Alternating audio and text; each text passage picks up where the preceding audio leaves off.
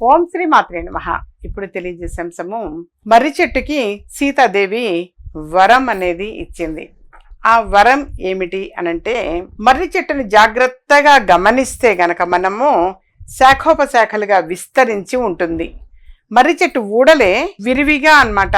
ఆ ఊడలు మాత్రము కిందికి అలా వేలాడుతూ మొత్తం ఉండిపోతాయి.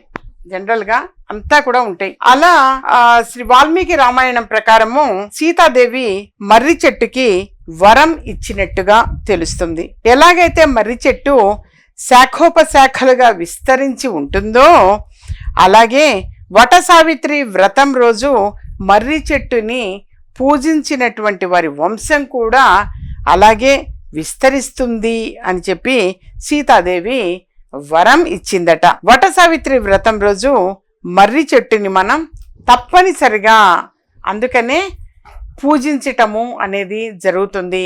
అది ఈ విధంగా ఏంటంటే, మర్రి చెట్టుకి సీతాదేవి వరం అనేది ఇచ్చిందట. ఆ విధంగా ఆ ఊడలని ఎలా అయితే ఉంటాయో అలా వంశము అనేది కూడా ఆ విధంగానే శాఖోపశాఖలుగా విస్తరించి ఉంటుంది అని చెప్పేసి, అది ఎలాగైతే మర్రి చెట్టు శాఖోపశాఖలుగా విస్తరించి ఉంటుందో అలాగే వంశం కూడా విస్తరిస్తుంది అని చెప్పేసి అంతరార్థము.